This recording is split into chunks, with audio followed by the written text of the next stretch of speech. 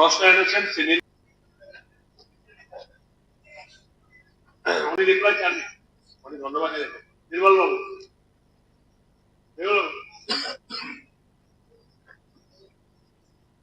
মাননীয় বিধায়িকা এবং আমাদের যে প্রশ্ন এখানে করেছেন পেরিয়ামুড়ার বিষয়ে, এখানে যে বিষয়ে আমি অলরেডি আমি অবগত আছি সেটা আমি দেখব, এবং এখানে মানে পোস্টিং যদি দিয়ে দেয়, আমার সাথে কথা হয়েছে, অফিসারদের পোস্টিং দিলে সে করতে। স্যার, আমার কোয়েশ্চেন নাম্বার 42।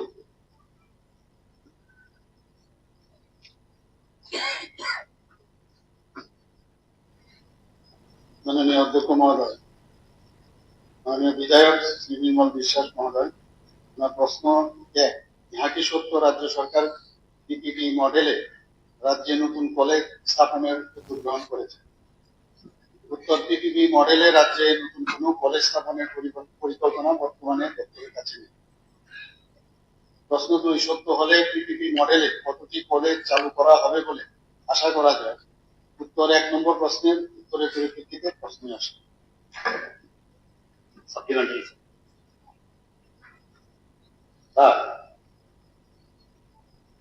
রাজ্য সরকারের পিপিপি মডেলে আমাদের রাজ্যের 9টি কলেজ চালু করার একটা সিদ্ধান্ত ছিল। সম্ভবত 19-20 অর্থ বছরে 2021 সালে এই বিষয়ে একটা প্রশ্ন এসেছিল। সেখানে উত্তর ছিল যে আমাদের রাজ্যের পিপিপি মডেলে রাজ্যের 9টি স্থানে মহাবিদ্যালয় পুরা পরিকল্পনা হাতে নিয়েছে সরকার। পুরাতন আগরতলা, জিরানিয়া, কাকরাবন, কদমতলা, পানিসাগর, করবু, সালেমা, আমবাসা এবং কুমলুক। এই ব্যাপারে প্রয়োজনীয় পদক্ষেপ মন্ত্রিসভার সিদ্ধান্ত অনুসারে নিয়েছে। সমস্ত প্রশাসনিক প্রক্রিয়া সম্পন্ন করে কলেজগুলি চালু করা হবে বলে আশা করা যায়। এই উত্তরটা ছিল স্যার দপ্তরের পক্ষ থেকে।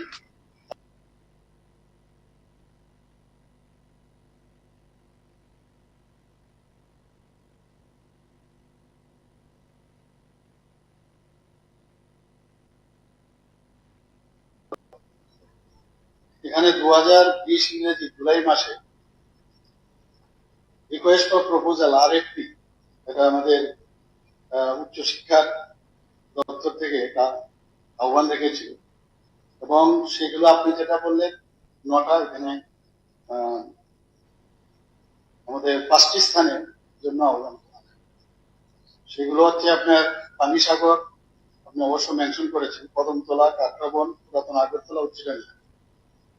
এবং ওই 5টি স্থানে কলেজ চালু করার জন্য আমাদের উপযুক্ত পরিকাঠামো ও জমিও ছিল, এবং তার জন্য যে টেন্ডার ডাকা হয়েছে, এবং টেন্ডার ডাকার পরে 5টি প্রাইভেট প্রতিষ্ঠান এই দোয়ার ভর্তি অংশগ্রহণ করে। তো 5টার মধ্যে টেকনিক্যাল গ্রাউন্ডে 4 জনকে সিলেক্ট করা হয়, এবং এপিপিপি মডেল কলেজ চালু করার জন্য অ্যাওয়ার্ড অফ কন্ট্রাক্ট জারি করা হয়।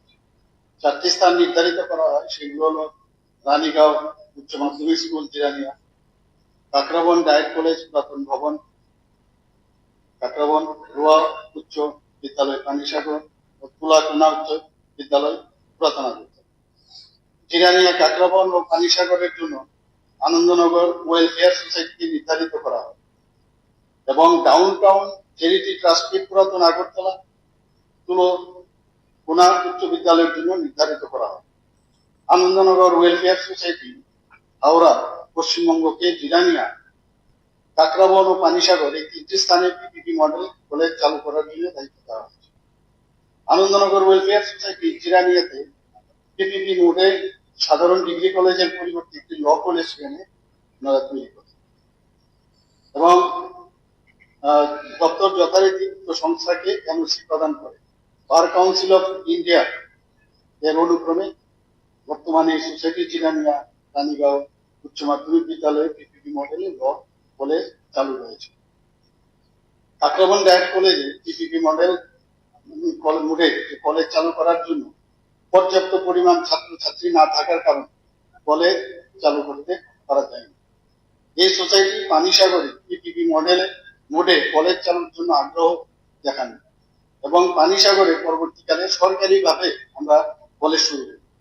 আর downtown charity trust society সেখানে পুনাতে পিপিপি মোডে কলেজ চালুর জন্য যে শর্তাবলী হয়েছিল সেটা আগ্রহ দেখাননি এবং ফলস্বরূপ সম্পূর্ণ সরকারি ব্যবস্থাপনায় আমরা কুলগুলোতে একটি ডিগ্রি কলেজ আমরা চালু করি।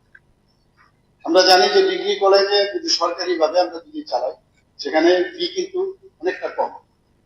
আমরা দুইভাবে ট্রাই করছি, যদি পিপিপি মডেলও আসে আগামী দিনে পিপিপি মোডে রাজ্য কলেজ যদি চালু করার বিষয়ে রাজ্য সরকার সমস্ত দিক বিবেচনা করে। আমরা কিন্তু ট্রায়াল এরর মেথড আমরা দেখছি এখানে। যদি দেখা যায় যে অনেক আসছে, আবার পরবর্তী সময়ে দেখা যাচ্ছে যে ওরা সার্ভে করে দেখছে না সম্ভব হচ্ছে। তো এইভাবে আমরা সামনের দিকে আমরা আশা করি দেখবো।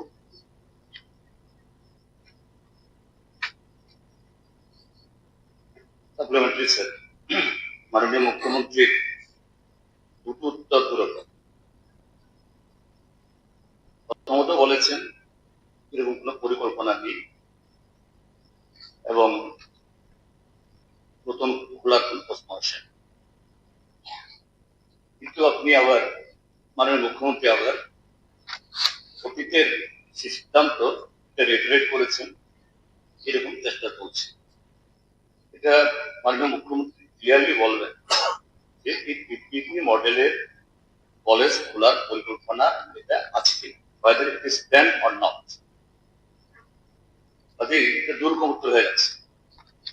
মাননীয় অধ্যক্ষ মহোদয়, এখানে কিন্তু দুরকম না একই, কারণ এখানে নতুনের কথা বলা হয়েছে।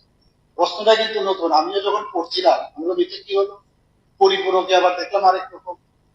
কিন্তু যেহেতু প্রশ্নটাই নতুন করে, নতুন তো না, তো নতুন করে আমাদের এখন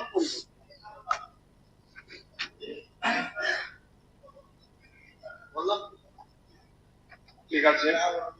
মাননীয় সদস্য পরবর্তী প্রশ্নকর্তা চিরঞ্জিত দেববর্মা মহোদয়। Mananiya Speaker Sir, admitted my question number 6.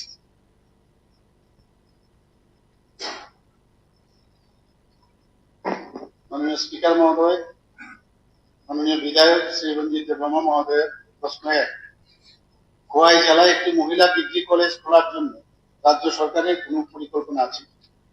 উত্তর, খোয়াই জেলায় একটি মহিলা ডিগ্রি কলেজ খোলার জন্য রাজ্য সরকার আপাতত কোনো পরিকল্পনা নেই। প্রশ্ন 2, যদি থাকে তাহলে কবে নাগাদ করা হবে বলে আশা করা যায়? উত্তর, 1 নম্বর প্রশ্নের উত্তরের পরিপ্রেক্ষিতে প্রশ্ন আসে। Mananiya Speaker Sir, supplement. Khowai ডিস্ট্রিক্টের 6টা বিধানসভা কেন্দ্র নিয়ে গঠিত এবং একটা ডিস্ট্রিক্ট, 2টি সাব ডিভিশন এবং 6টি আপনার ব্লক নিয়ে গঠিত। 30টা মতন হায়ার সেকেন্ডারি স্কুল এখানে আছে, এর বেশিও হইতে পারে। ওইখানে যারা কলেজে যারা বর্তমানে পড়াশোনা করছেন তাদের ভিতরে মহিলা ছাত্রী সংখ্যাটা প্রায় অর্ধেকের বেশি। এই পরিপ্রেক্ষিতে এটা খুবই জরুরি যে খোয়াই শহরে যদি হেডকোয়ার্টারে যদি একটি উমেন কলেজ খোলা হয় তাতে আমাদের ছাত্রীদের পড়াশোনার ক্ষেত্রে ভালো হবে এবং সেটা প্রয়োজনীয়তার নিরীক্ষে আমি দাবিটা জানাচ্ছি। আমি আবার অনুরোধ করবো মাননীয় মুখ্যমন্ত্রী মহোদয়ের নিকট বিষয়টা যেন বিবেচনা করা হয়। ধন্যবাদ। আমি মাননীয় সদস্য চিরঞ্জিত দেববর্মা যে বিষয়টা এনেছেন সমর্থন করে বলছি যে আমাদের খোয়াইয়ে যে ডিগ্রি করে তার ছাত্র সংখ্যা বিরাট সংখ্যায় দেখুন এবং আমাদের জেলাতে মাত্র 2টি ডিগ্রি করে, তেলিয়ামুড়া এবং খোয়াই। স্বাভাবিকভাবে একটি নতুন করে যদি ছাত্রীদের জন্য কলেজ তৈরি করা যায়, আমি অনুরোধ করবো মাননীয় মুখ্যমন্ত্রী গুরুত্ব দিয়ে দেবেন। মাননীয় অধ্যক্ষ মহোদয়, খোয়াই জেলাতে 2টো মহাবিদ্যালয় আছে। একটা হচ্ছে দশরথদেব মেমোরিয়াল কলেজ খোয়াই, আর একটা হচ্ছে সাধারণ ডিগ্রি কলেজ তেলিয়ামুড়া।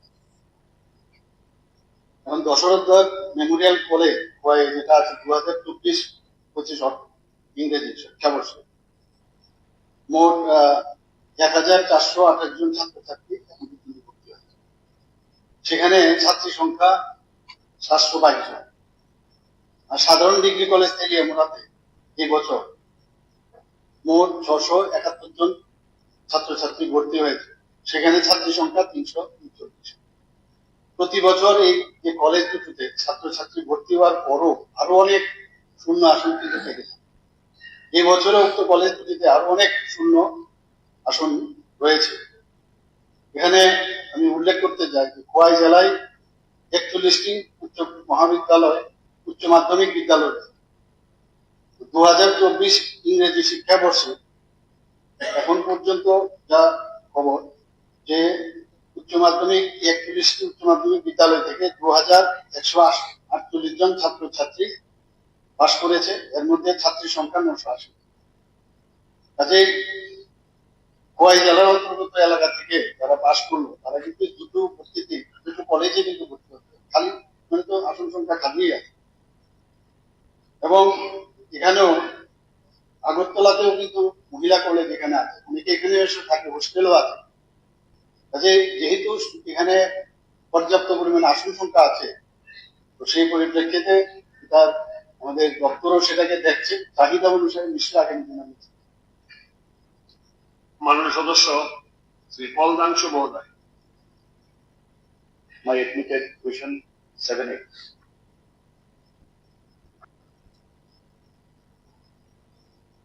মাননীয় অধ্যক্ষ মহোদয়, মাননীয় বিধায়ক শ্রী ফলদাংশু মহোদয়, question number 1, is there any plan from government to rename Longtorai Delhi Degree College as Shamacharan Tripura?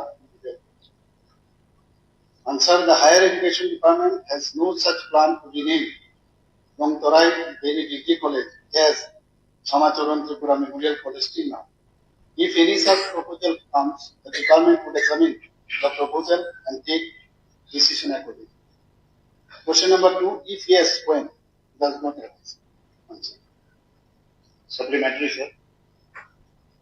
Today, I, on behalf of 14 lakh Tipasa, would like to appeal the higher education through you that Longtorai Valley Degree College be renamed as Shamacharan Memorial Degree College, because we should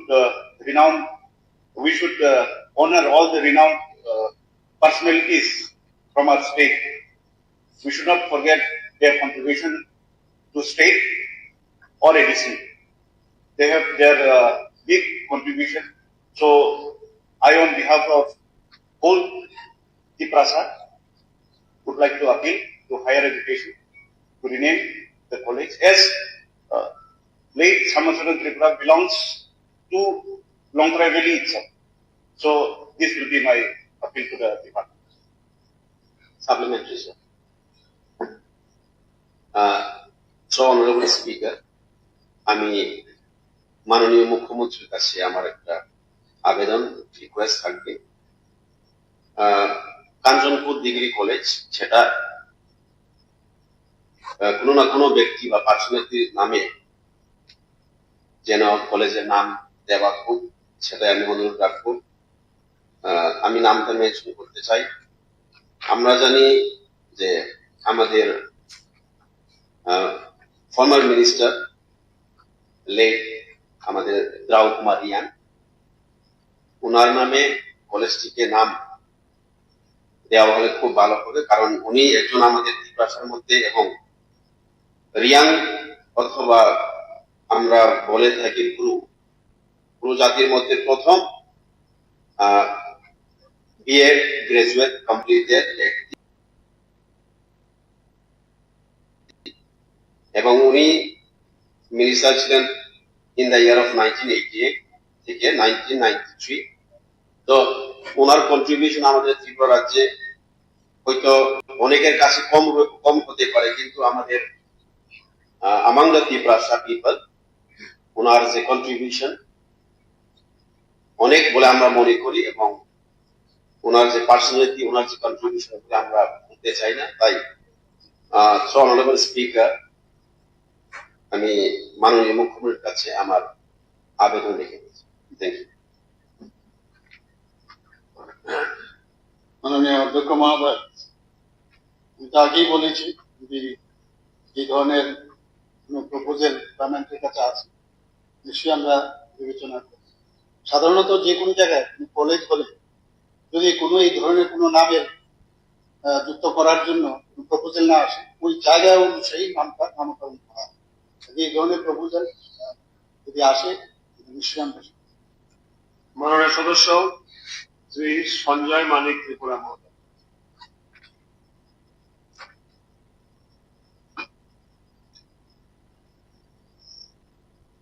I admitted start question number 95.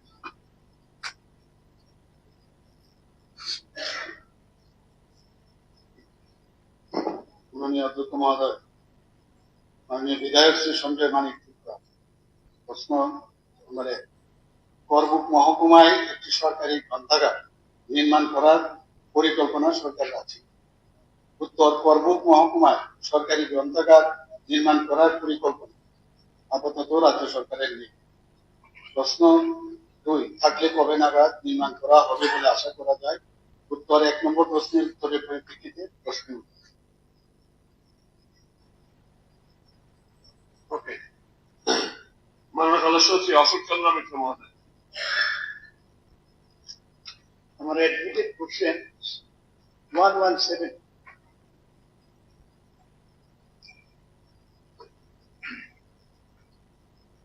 মাননীয় অধ্যক্ষ মহোদয়, মাননীয় বিধায়ক শ্রী অশোক চন্দ্র মিত্র। প্রশ্ন নম্বর 1, রাজ্যের বিভিন্ন কলেজে ছাত্র বিষয়ের অনুপাতে কতজন অধ্যাপক থাকার প্রয়োজন এবং বর্তমানে কতজন রয়েছে? উত্তর, রাজ্যের বিভিন্ন কলেজে ছাত্র বিষয়ের 60:1 অনুপাতে 1230 জন অধ্যাপক থাকা প্রয়োজন। রাজ্যের বিভিন্ন কলেজে বিজিটি, অ্যাসিস্ট্যান্ট প্রফেসর, অ্যাসোসিয়েট প্রফেসর ও প্রফেসর পদে বর্তমানে 787 জন অধ্যাপক রয়েছে। সাপ্লিমেন্টারি, আমরা বিভিন্ন কলেজের তথ্য পাচ্ছি, তাতে প্রচুর সংখ্যক অধ্যাপকের প্রয়োজন। আমাদের জুনিয়র কলেজ, বিরাট কলেজ, সেখানে ছাত্র সংখ্যা অনেক বেশি, স্বাভাবিকভাবে সেখানে অধ্যাপক নেই। এবং বিভিন্ন পত্র পত্রিকা আমরা দেখতে পাচ্ছি যে আমাদের রাজ্যে ছাত্র এবং বিষয়ের অনুপাতে যে অধ্যাপক থাকার প্রয়োজন, এখানে মাননীয় আমাদের মুখ্যমন্ত্রী বললেন 60:1, কিন্তু আমি জানি না এটা পত্রিকাতে দেখলাম 25:1। যাই হোক, সেই অনুপাতে তারা পত্রিকা লিখেছেন যে 1581 জন অধ্যাপক থাকার প্রয়োজন। বর্তমানে এখানে বলা হয়েছে 731 জন, 700 সামথিং অধ্যাপক রয়েছেন। যে হিসাব মুখ্যমন্ত্রী দিয়েছেন সেই হিসাবও বেশ কিছু সংখ্যক অধ্যাপকের এখনো ঘাটতি রয়েছে। এই গত বেশ কিছুদিন যাবৎ পত্রপত্রিকা আমরা দেখছি যে অধ্যাপকের যে স্বল্পতা তা নিয়ে অনেক কথা লেখা হচ্ছে, ইন্টারভিউ হচ্ছে না। রাজ্যে স্ল্যাট, নেট, পিএইচডি প্রচুর সংখ্যক আমাদের লোক রয়েছে। আগে অন্য রাজ্য থেকে আসতে হতো, এখন আর অন্য রাজ্য থেকে আসতে হয় না। আমাদের রাজ্যে প্রচুর স্ল্যাট, নেট এবং পিএইচডি ইত্যাদি লোকেরা আছে। আমার মনে হয় যে উচ্চ শিক্ষা দপ্তর কেন অধ্যাপক নিয়োগে ইন্টারভিউ করার ক্ষেত্রে এত দেরি বা বিলম্ব হচ্ছে, সেটা আমি জানতে চাইছি এবং আমি অনুরোধ করছি অতি সত্বর বিভিন্ন যে মহাবিদ্যালয়ে অধ্যাপকের যে ঘাটতি আছে বিষয়ভিত্তিক, সেই ঘাটতি পূরণ করার জন্য ইন্টারভিউ নিয়ে তাকে নিয়োগ করা উচিত। সাপ্লিমেন্টারি স্যার, ছোট্ট একটা প্রশ্ন।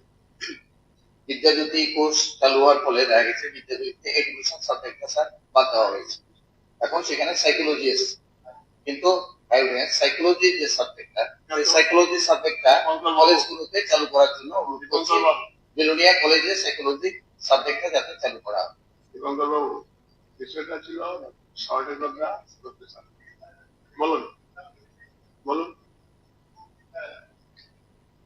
মাননীয় মুখ্যমন্ত্রী বলেছেন 727 জন টিচার, বলেছেন 60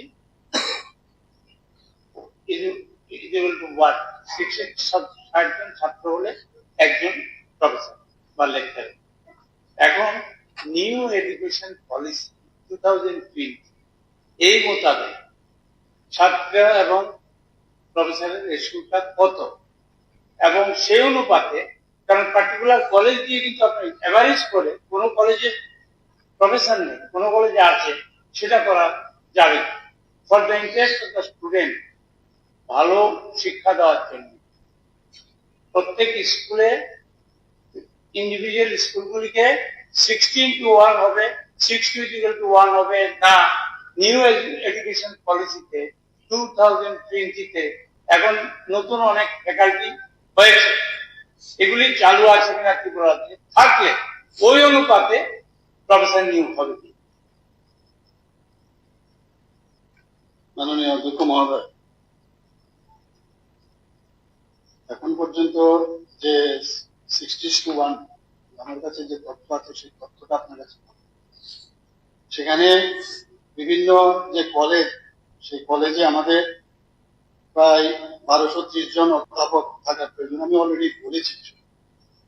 সেখানে আমাদের যে 31টা কলেজ আছে, সেই এটা হচ্ছে 60:1, যেটা ইউজিসি নর্ম, বলতে ইউজিসি নর্মের কথাই আমি আপনার সামনে রাখলাম।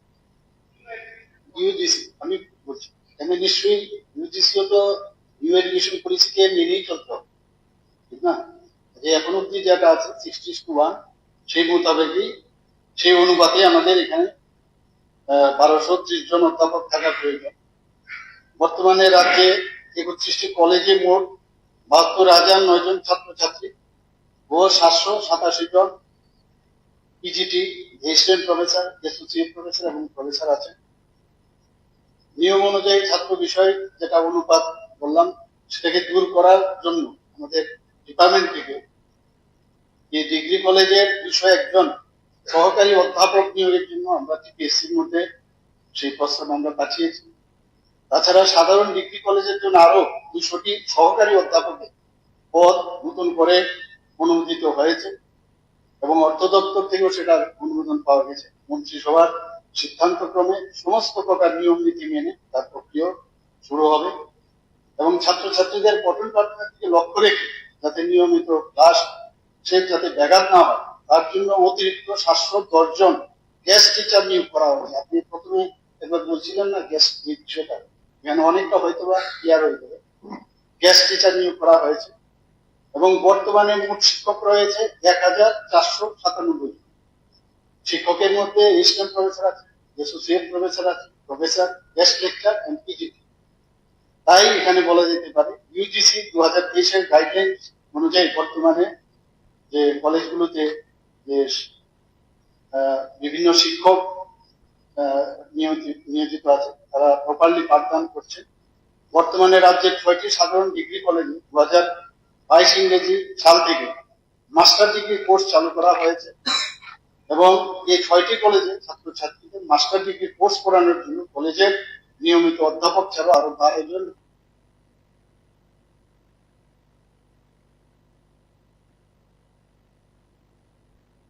এখন কলেজে গেলে তাদেরকে সাইকোলজি পড়তে হচ্ছে। বিলোনিয়া কলেজে সাইকোলজি সাবজেক্ট নেই, 6,000-এর উপর স্টুডেন্টস আছে, সেখানে একটা সাইকোলজি সাবজেক্ট চালু করা। ঠিক আছে, আমি ব্যাপারটা শুনলাম, দেখবো নিশ্চয়ই। মাননীয় সদস্য শ্রী ইসলাম উদ্দিন।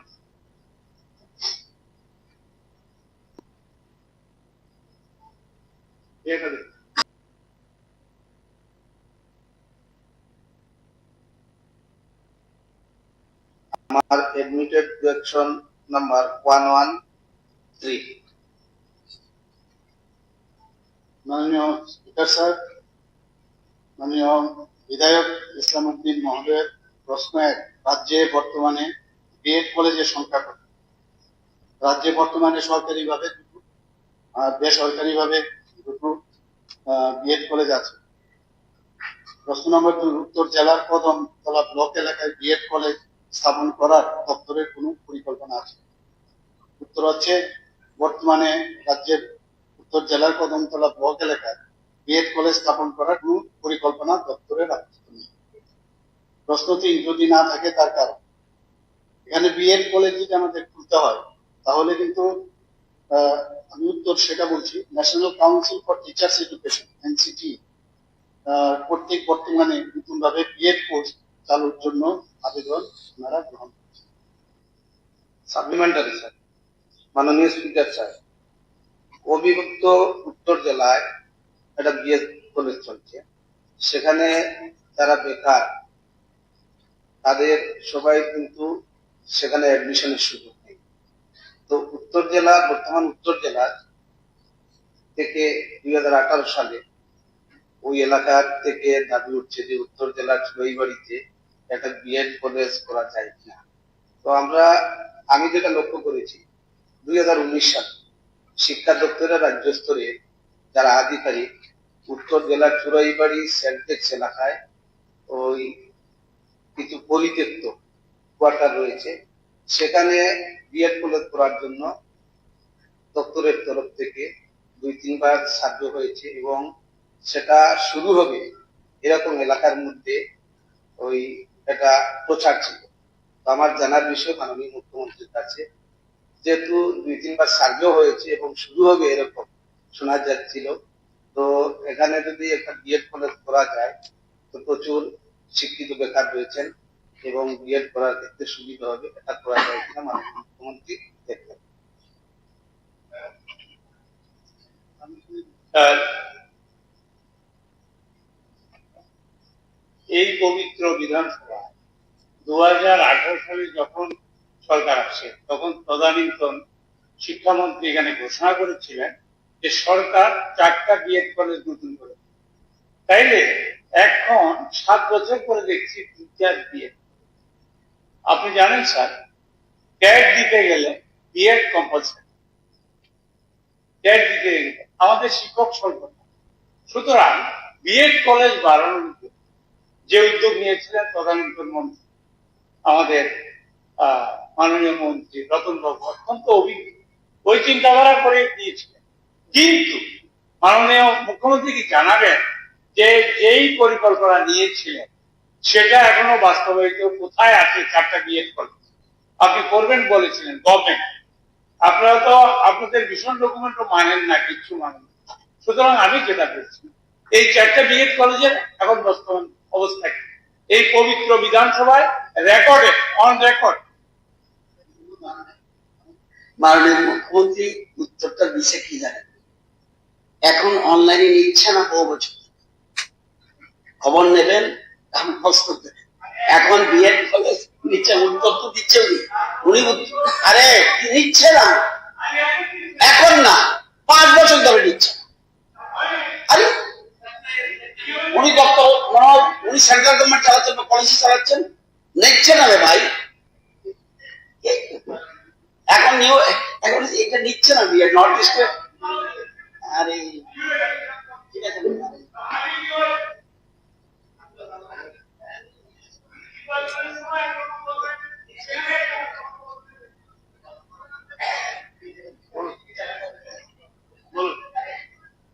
মাননীয় অধ্যক্ষ মহোদয়,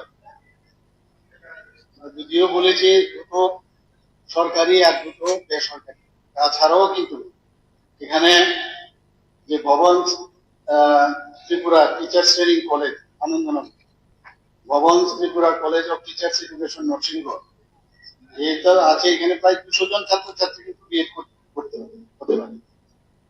তাছাড়া রাজ্যের ত্রিপুরা বিশ্ববিদ্যালয়, হলি ক্রস কলেজ, এনআইটি, ওইফাই যে ইউনিভার্সিটি, সেখানেও প্রায় 300 জন ছাত্রছাত্রী বিএড করার সুযোগ কিন্তু রয়েছে। মানে বিএড করার কিন্তু সুযোগ রয়েছে।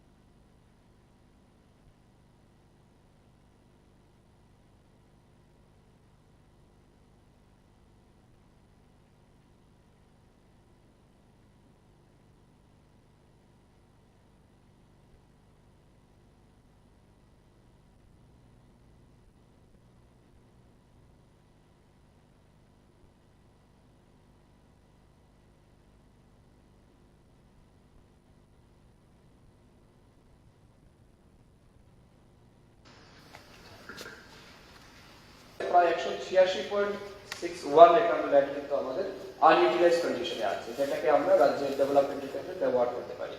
সেই অনুযায়ী আমাদের কাছে যখন সেটা এসছে প্রপোজাল, তো আমরা কনসিডার করেছি যেহেতু জমি পরিত্যক্ত অবস্থায় আছে, আমরা এটা কাজে লাগছে না, তো রাজ্যের যদি স্বাস্থ্য পরিষেবা এক্সপানশন করা যায় আমরা জমি দিতেই পারি।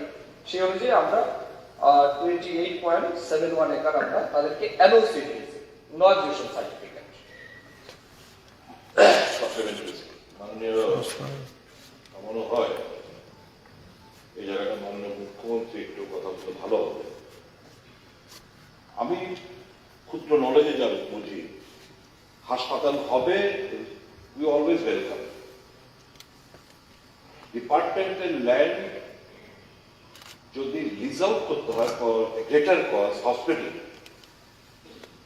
Department can lease out. আর যদি ওই হাসপাতাল নামে অ্যালটমেন্ট করতে হয়, obviously we have got no other option but to hand over that plot of land to the district magistrate collector. So from what has transpired in your discussion, that means the government is all set to allot that plot of land measuring 28.71 acres to the Srija Hospital, so-called Srija Hospital. Now my question is, how come the government could pinpoint a single hospital without floating any tender? Is it not quid pro quo? Is it not favorism? I want to know from the Honorable Chief Minister. How come you could choose Srija Hospital? How come you could choose Srija Hospital? Please. আমি মাননীয় মুখ্যমন্ত্রী যে একটা হাসপাতাল হবে, একটা হাসপাতাল হবে, ওয়েলকাম। গ্লোবাল টেন্ডার হবে, গ্লোবাল টেন্ডার হবে, অনেক পার্টিসিপেট করবে, অনেক How participate. come you could help on choose a How come you could help on আর ওকে hospital? আমি land আমি ল্যান্ড ডিএর কাছে দিয়েছেন অ্যালটমেন্ট, ডিএর কাছে দিয়েছেন, যদি লিজ আউট হতো তাহলে ডিপার্টমেন্ট গুলো যদি লিজ আউট হতো, লিস্ট দেওয়া লিস্ট দেওয়া টু দ্য। এখন আমি জানতে চাই মাননীয় এখন আমি জানতে চাই মাননীয় মুখ্যমন্ত্রীর কাছে, probably he is not aware of it. probably he is not aware of it. What is transpired? Is Srija What is Hospital transpired? going? Is that plot of Srija land Hospital going? is Is the plot of on land allotment? going to be listed Number one. on allotment? Number two is Number one. Number two is কোন tender float হয়েছিল before tender float হয়েছিল? একটা Srija Hospital নাম করে বলছে একটা Srija Hospital whether any tender was invited tender was for invited constructing a super specialty hospital for constructing a where other also hospital could have participated. when other also could have participated. মাননীয় মুখ্যমন্ত্রী বলেন জায়গা মাননীয় মুখ্যমন্ত্রী জি মানে এটা তো ওনার jurisdiction, ওনার এখতিয়ারে নয়, ওনার এখতিয়ারে নয়। কোশ্চেনটা তো এসে মাননীয় অধ্যক্ষ কুমার মাননীয় উনি একটা হাসপাতালের কথা বললেন, Srija হাসপাতালের কথা পার্টিকুলারলি উনি বলেছেন ভাই, বাকি কথাটা তো উনি মন্ত্রী হিসেবে বলতে পারবেন, বাকি কথাটা তো আর সব মন্ত্রীর গার্ডের হচ্ছে আমাদের আমি যে দুটো প্রশ্ন করলাম, whether that plot of land is going to be listed or allotted, number one. Number two, whether any tender was floated, whether any tender was যেখানে পার্টিসিপেট করে Srija Hospital পার্টিসিপেট পেয়েছে। Srija Hospital সময় কিন্তু শেষ। আর 1 minute সময় টাকা। কিন্তু শেষ। আর 1 মিনিট উত্তর কিন্তু মাননীয় মন্ত্রী দেবেন। উত্তর কিন্তু মাননীয় উত্তর দেওয়ার কোনো স্কোপ নেই। উত্তর দেওয়ার কোনো স্কোপ নেই।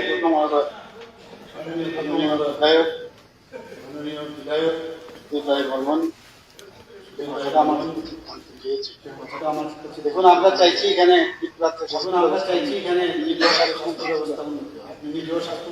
এখানে ওরা কিন্তু ইন্টেন্ট জানি যে আমরা একটা জায়গা চাই, আমরা এই ধরনের আমাদের কাছে আছে, আমাদের এক্সপিরিয়েন্স আছে, তো এই ইন্টেন্ট যেহেতু জানি তারপর আমি জায়গা বুঝতে লাগলাম, কারণ আমরা চাইছি এখানে কথাই কোথায় মানুষ, বিশেষ করে যে সুপার স্পেশালিটির যে বিষয়, আপনারা জানেন এই Srija হাসপাতালের তারা কিন্তু কিডনি ট্রান্সপ্লান্ট তাদের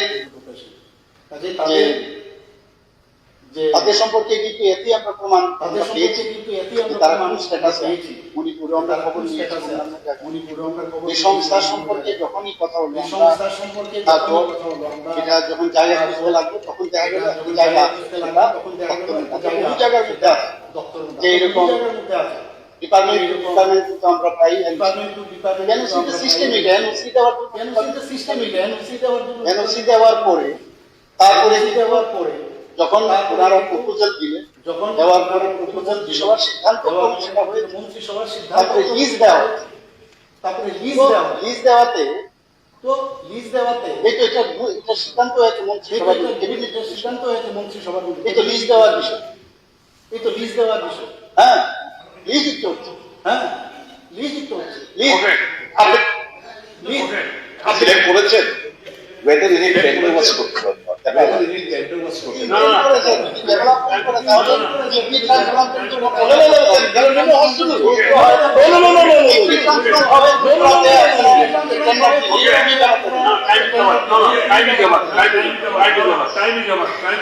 মাননীয় সদস্যগণ, প্রশ্নগুলো শেষ হলো। যে সমস্ত তারকা চিহ্ন প্রশ্নের উত্তর মৌখিকভাবে দেওয়া সম্ভব হয়নি সেগুলো সহ তারকা চিহ্নবিদ বক্তব্যের মতো সবার সংশ্লিষ্ট বিভাগের মাননীয় মন্ত্রী জানান। মাননীয় সদস্যগণ, আচ্ছা একটা বেজে গেছে সময়টা, সিদ্ধান্ত করি অবধেন্দ্র সাহেব আছেন। বিএসসি রিপোর্ট পর্যন্ত বিএসসি রিপোর্ট পর্যন্ত কি বলে, আরে ওইসব আসুক না, যখন বক্তব্য করে আসুক না, আরে বিএসসি রিপোর্ট পর্যন্ত আসুক, বিএসসি রিপোর্ট পর্যন্ত আসুক। মাননীয় মুখ্যমন্ত্রী মহোদয়, মাননীয় সদস্য উল্লেখ রয়েছে, এখন আমরা পাঠ করছি। ভারতবর্ষের প্রাক্তন প্রধানমন্ত্রী ডক্টর মনমোহন সিং এর ত্রিপুরা বিধানসভা গভীর বেদনা ও সংঘর্ষ জানাচ্ছি। ভারতবর্ষের প্রাক্তন প্রধানমন্ত্রী বিশিষ্ট অর্থনীতি ডক্টর মনমোহন সিং গত 26 ডিসেম্বর 2024 তারিখে নয়াদিল্লির এইমস হাসপাতালে চিকিৎসাধীন অবস্থায় রাত 9:51 মিনিটে মৃত্যুবেলার বয়স হয়েছিল 92 বছর। তিনি বার্ধক্যজনিত অসুস্থতার দীর্ঘদিন ভুগছেন। ডক্টর মনমোহন সিং 1932 সালের 26 সেপ্টেম্বর অবিভক্ত ভারতের পঞ্জাব প্রদেশের কাহো গ্রামে জন্মগ্রহণ করেন।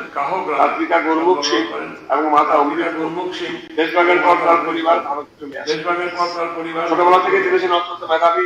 1952 সালে পাঞ্জাব বিশ্ববিদ্যালয় থেকে স্নাতক এবং 1954 সালে স্নাতকোত্তর সম্পন্ন করার পর তিনি উচ্চশিক্ষার বিরোধী নেন।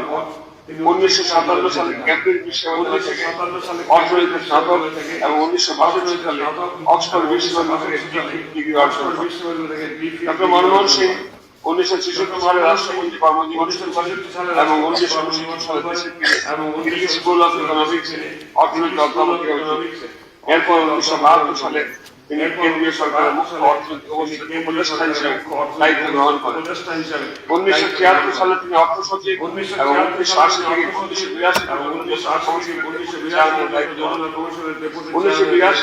থেকে 1985 সাল পর্যন্ত তিনি রিজার্ভ ব্যাংক অফ ইন্ডিয়ার গভর্নর হিসেবে দেশের আর্থিক ব্যবস্থাকে সুসংহত করেছেন। 1991 থেকে 1996 সাল পর্যন্ত অর্থমন্ত্রী হিসেবে তার নেতৃত্বে ভারত অর্থনৈতিক উদারীকরণ, ভারত সংস্কার যা দেশের অর্থনৈতিক প্রভাবশালী। ডক্টর সিং 2004 থেকে 2024 পর্যন্ত ভারতের প্রধানমন্ত্রী হিসেবে দায়িত্ব পালন করেন। তার নেতৃত্বে ভারত আর্থিক স্থিতিশীলতা, দারিদ্রতা হ্রাস, প্রযুক্তিগত উন্নয়ন এবং আন্তর্জাতিক কূটনীতি সাফল্য।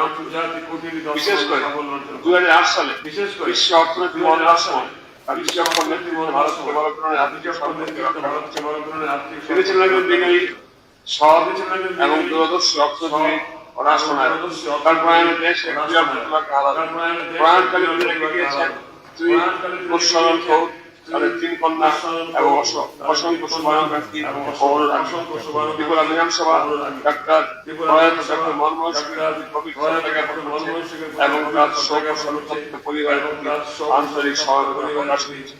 এখন আমি ভারতবর্ষের প্রধানমন্ত্রী ডক্টর মনমোহন সিং আত্মশান্তি কামনা করে সভায় উপস্থিত সকলকে 2 মিনিট নীরবতা পালনের জন্য অনুরোধ জানাচ্ছি।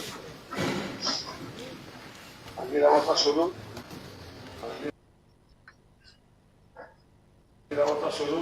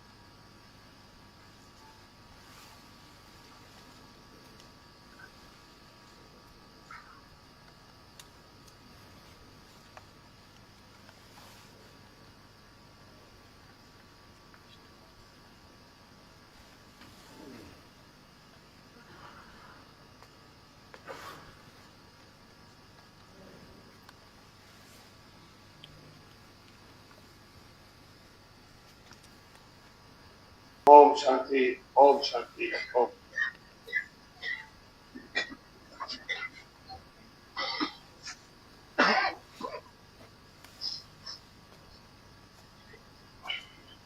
Laying of Governor's address on the table of the House by the Secretary of Tripura Legislature. মাননীয় সদস্যগণ আজ বেলা 11টায় ত্রিপুরার মাননীয় রাজ্যপাল এই সভায় উদ্বোধনী ভাষণ দিয়েছেন।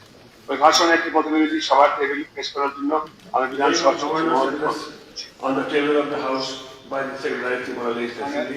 মাননীয় সদস্যগণ আজ বেলা 11টায় ত্রিপুরার মাননীয় রাজ্যপাল এই সভায় উদ্বোধনী ভাষণ দিয়েছেন।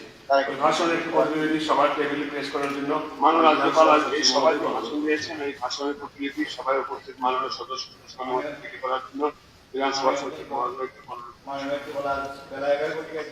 moving a portion of thanks to the address by the honorable সভা পরবর্তী কার্যসূচি মাননীয় রাজ্যপাল মহোদয়ের ভাষণের ধন্যবাদ। আমি এই সম্মান থেকে ধন্যবাদ সুযোগ প্রস্তাব পেয়েছি। ধন্যবাদ সুযোগ প্রস্তাব পেয়েছেন মাননীয় মন্ত্রী শ্রী রতনলাল এবং প্রস্তাব সরকারি মুখ্য আমি এখন মাননীয় ধন্যবাদ মাননীয় মন্ত্রী শ্রী রতনলাল আমি আজ মহোদয়কে আহ্বান করছি পেয়েছি ধন্যবাদ সুযোগ প্রস্তাব পেয়েছেন মাননীয় মন্ত্রী শ্রী রতনলাল এবং প্রস্তাব সরকারি মুখ্য I give notice of my intention to move the following motion. মোশনটা হলো নিম্নলিখিত মর্মে ত্রিপুরা মাননীয় রাজ্যপালের নিকট সবার কৃতজ্ঞতা ব্যক্ত করা হোক যে 10 জানুয়ারি 2025 তারিখ মাননীয় রাজ্যপাল এই সভায় যে ভাষণ প্রদান করেছেন তার জন্য ত্রিপুরা বিধানসভা গভীরভাবে রাজ্যপালের নিকট এই ধন্যবাদ করা হোক যে সদস্যগণ তাহলে আগামী 11 জানুয়ারি শনিবার 2025 তারিখ বিকেল 4টা বিধানসভা সচিবালয়ের সংশোধন প্রস্তাব জমা দিতে পারবে।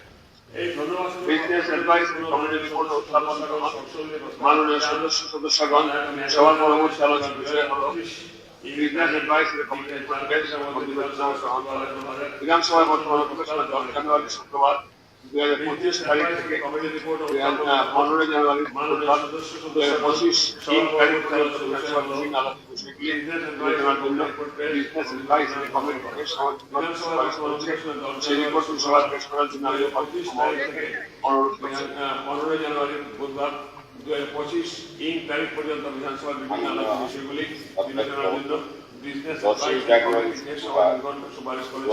সেই রিপোর্ট সভায় পেশ করার জন্য আমি মহোদয়কে 2025 তারিখ পর্যন্ত বিধানসভার অধিবেশনে বিভিন্ন আলোচ্য বিষয়গুলি বিবেচনার জন্য সেক্রেটারি 10 জানুয়ারি শুক্রবার এই সময় 2025 তারিখে তার রিপোর্ট সভায় পেশ করবে। এখন রিপোর্টটি হাউসে বিবেচনার জন্য এবং অনুমোদনের জন্য উত্থাপন করতে মাননীয় উপাধ্যক্ষ মহোদয় করুন। যে সময় মাননীয় অধ্যক্ষ আমি সচেতন করছি যে বিজনেস অ্যাডভাইসরি সভায় পেশ করছি। এখন রিপোর্টটি হাউসে বিবেচনার জন্য এই সভা অনুমোদনের জন্য মাননীয় উপাধ্যক্ষ কর্তৃক এখন বলে দিচ্ছি। প্রস্তাবটি হলো বিজনেস অ্যাডভাইসরি কমিটি কর্তৃক প্রস্তাবিত সমাবেশ মঞ্চে সহিত এই সভায় যারা প্রস্তাবে পক্ষান্তর না বলবেন, এই সভা যারা প্রস্তাবে বিপক্ষান্তর তারা না বলবেন, কর্তৃক উত্থাপিত প্রস্তাবটি এখন বলে দিচ্ছি। প্রস্তাবটি হলো বিজনেস অ্যাডভাইসরি কমিটি কর্তৃক প্রস্তাবিত সমাবেশ সহিত এই সভায় অত্যন্ত ফাস্ট হয়ে গেল। না না ফাস্ট হয়নি। উইদাউট ডিসকাশন পাস হতে পারে না।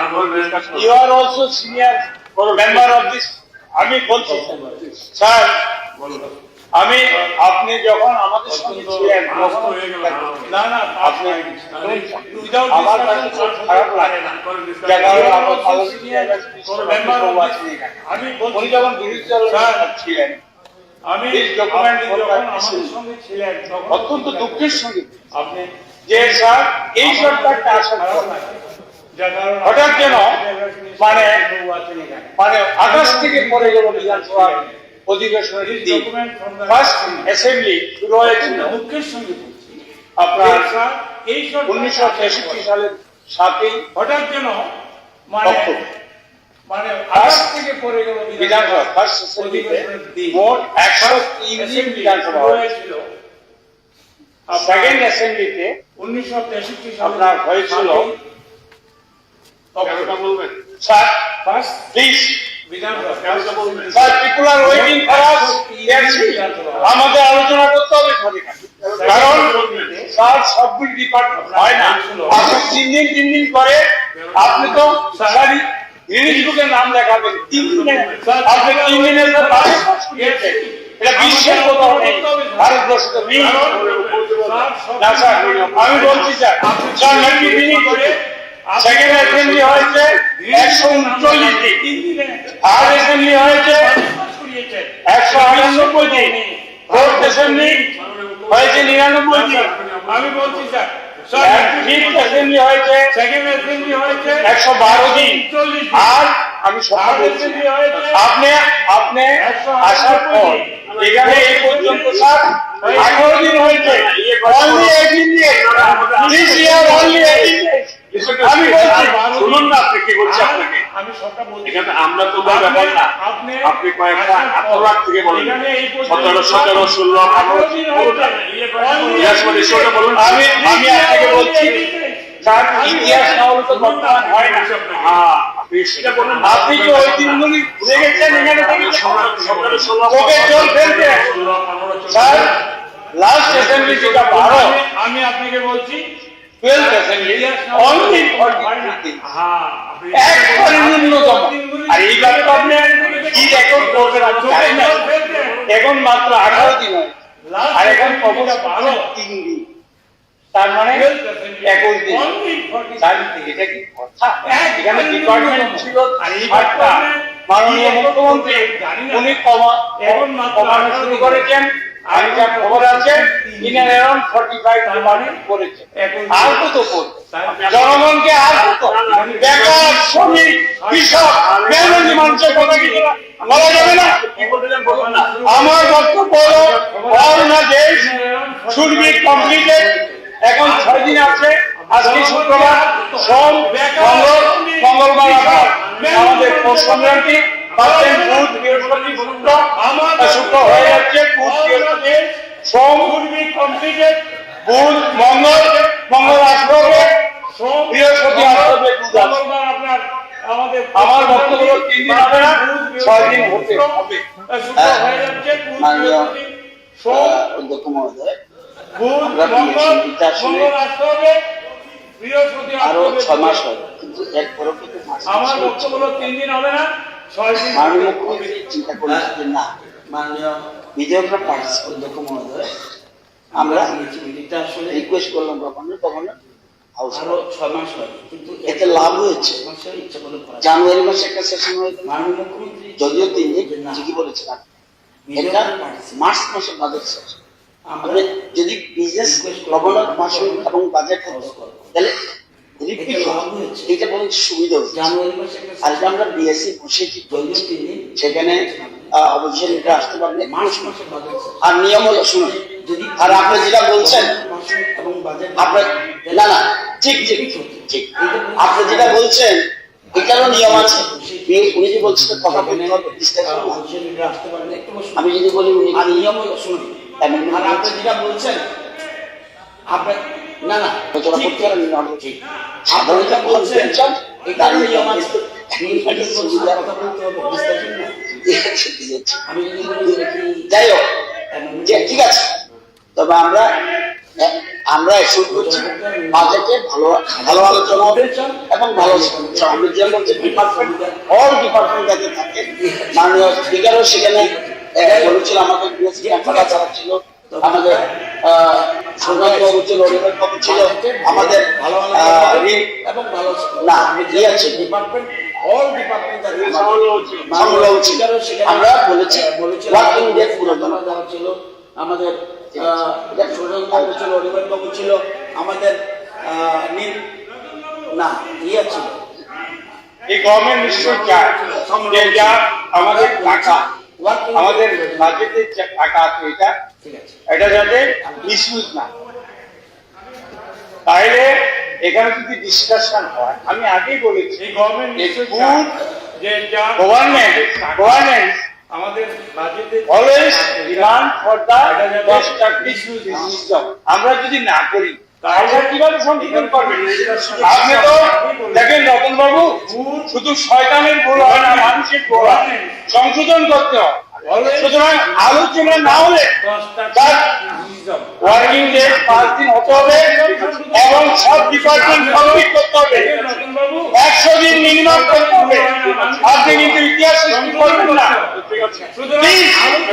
মাননীয় অধ্যক্ষ মহোদয় অনেকদিন একসঙ্গে কাজ করেন, এখন এখানে বসে কলঙ্কিত করার চেষ্টা করা হবে। 100 দিন ক্রিটিসিজমের শুধু বারবার ইতিহাস করুন না। এবার অনেকদিন একসঙ্গে কাজ করেছি, এখন এখানে বসে কলঙ্কিত করার চেষ্টা করা হবে। আপনাকে তো ক্রিটিসিজমের শুধু বারবারই দিচ্ছি, ক্রিটিসিজম করুন না। এবার বলবেন 3 দিন ঠিক আছে, সব 21 দিন হবে। আমাদের গভর্নমেন্ট ডিপার্টমেন্ট 50টার উপরে এই 3 দিন দেখা যায় যদি 21টা দিন যদি হয় আগামী সহ 21 দিন হবে। মানডে মানে চিফ মিনিস্টার দপ্তর, তো আমাদের সব মিলিয়ে ডিপার্টমেন্ট 5 দিন আলোচনা হবে। চিফ মিনিস্টার হোল্ডিং দেখা যায় যদি 21টা দিন যদি হয় আগামী 2 দিন সহ, I think Monday important part মানে চিফ মিনিস্টার দপ্তর, তার মানে চিফ মিনিস্টারের ডিপার্টমেন্ট আলোচনা হবে। সব আলোচনায় গত একটা বছরে হয় দেন এবং আগামী 2 দিনে হবে। I think similarly there are other ministries, other departments, সেগুলো মিনিস্টারের ডিপার্টমেন্টই টিউজডে আলোচনা হবে, Wednesday only 4 days, Thursday only 3 days, আর ফ্রাইডে তো প্রাইভেট মেম্বার্স আদার ডিপার্টমেন্টস হয়।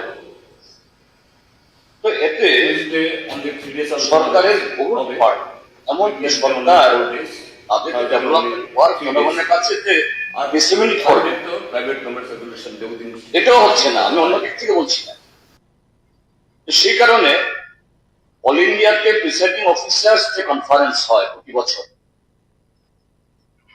চিফ হুইপদের যে মিট হয়, under the chairmanship of the Speaker and Chairman of the Rajya Sabha and Lok Sabha.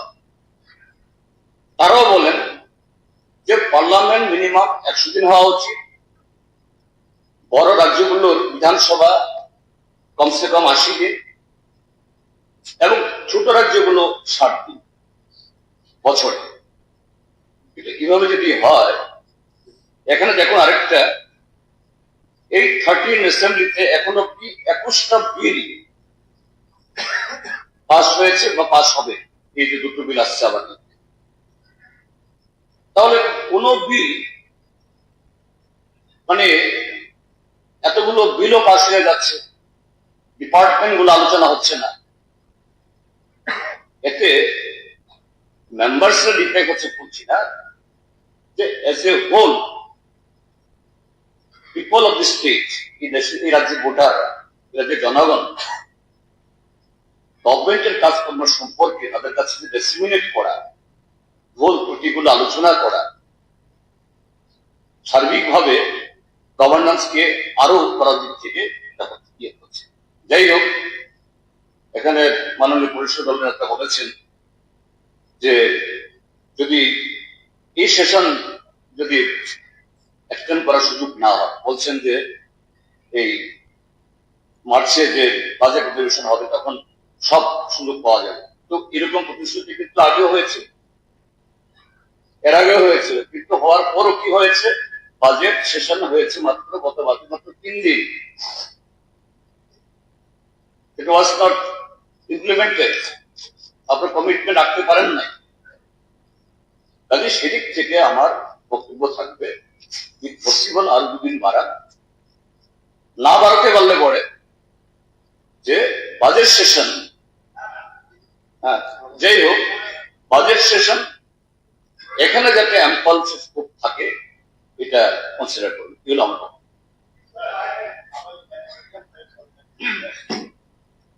মনে হচ্ছে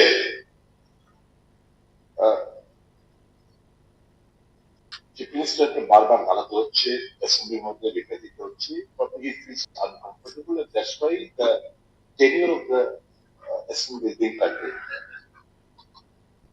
আমার সাজেশন থাকবে এটা সবাই সুবিধা হবে, কারণ মুখ্যমন্ত্রী দপ্তর, এতগুলো দপ্তরের বোঝা আপনি কেন বইছেন, অন্যদের দিয়ে দিন, এমন হয় তখন অটোমেটিক সলিউশন অন্যান্য মন্ত্রীদের হাতে দপ্তর ভালো দপ্তর দিন, তাহলে দেখবেন আপনারা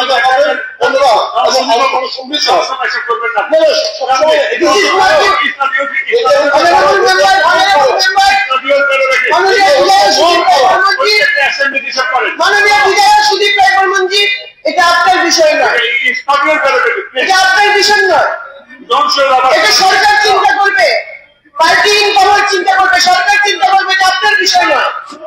সুদীপ বাবু, মুখ্যমন্ত্রী, মাননীয় মুখ্যমন্ত্রী কয়টা দপ্তর আসবেন এটা? সুদীপ বাবু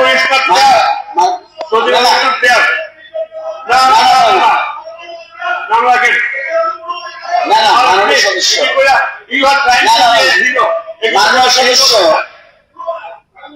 আমরা মাননীয় সদস্য, আপনি রিকোয়েস্ট করতে পারেন, অনুরোধ করতে পারেন হাউস বাড়ানোর জন্য, কিন্তু ডিপার্টমেন্ট চেঞ্জ করা আপনি বলতে পারেন কিনা? আপনি সিনিয়র মেম্বার, আপনি কি বলতে পারেন না ডিপার্টমেন্ট কাকে দেবে না দেবে? এটা তো অপোজিশন কোনো ম্যাটারই না। এটা উচিত না, এটা উচিত না। ওগুলো বলবেন কিছু ওইটা কম না, দরকার নেই। এখন এই আচ্ছা শুনে, আপনি অপোজিশন নিয়ে শুনেছেন, গোপাল বাবু শুনেছেন, সুদীপ বর্মন শুনেছেন, সবাই শুনেছেন তো এদিক ছেড়ে। এখন আপনার রুলস অনুযায়ী যা প্রসিডিউরটা সেটাও করবোই, বাস সেটা করবো। গোপাল বাবু, আপনি যেটা বললেন 18, 19, 20, 24 পর্যন্ত যেটা বললেন, তথ্যটা কথা তথ্যটা আমাকে শুনুন, আপনি বলবেন তথ্যটা যদি আপনি 17, 16, 15, 14 তথ্যটা দিলে নতুন ব্যাপারটা ভালো হইতো না। এবার আরে ঠিক আছে, যেটা হয়ে গেছে ঠিক আছে, আরে আপনি প্রসেসে যান। ওকে, এটা already this is declare to be pass. ওটা ওই 10, 13, 15 চলবে ফাইনাল। মাননীয় সদস্য মহোদয় আছে যে অর্থাৎ 1 জানুয়ারি। আর এটাকে ভোটে দিয়ে দিন, এই ভোটে নেব তবে দিতে হবে তো। একবার তো পাস হয়ে গেল। উত্থাপন করতে বলুন না, বিজনেস অ্যাডভাইসরি কমিটির প্রস্তাব উত্থাপন করেছেন। উপাধ্যক্ষ যে প্রস্তাবটি এখন উত্থাপন করেছিলেন সেটাকে আমি ভোটে দিচ্ছি। বিজনেস অ্যাডভাইসরি কমিটি কর্তৃক প্রস্তাবিত সমন্বিত সহিত এই সভা একমত। যারা এই পক্ষে বিপক্ষে আছে তারা হা বলবেন, যারা বিপক্ষে না বলবেন। আমি মনে করি যারা হ্যাঁ বলেছেন তারাই সংখ্যাগরিষ্ঠ, তারাই সংখ্যাগরিষ্ঠ।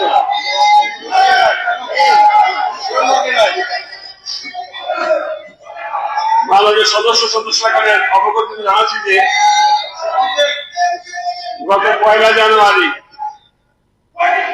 2025 তারিখে বিজনেস অ্যাডভাইসরি কমিটি মিটিং এ সর্বসম্মতিক্রমে গৃহীত সিদ্ধান্ত অনুসারে অধিবেশনের পরবর্তী 2 দিন অর্থাৎ আগামী 13 জানুয়ারি 25 এবং 15 জানুয়ারি 25 তারিখ নতুন করে কোন রেফারেন্স পিরিয়ড এবং কলিং অ্যাটেনশন নোটিশ ত্রিপুরা বিধানসভা সচিবালয়ে জমা না করার জন্য আমি সদস্যগণকে বিশেষভাবে অনুরোধ করছি। এখন রেফারেন্স পিরিয়ড থাকবে, এখন যাবো না ইয়ে করে দিই।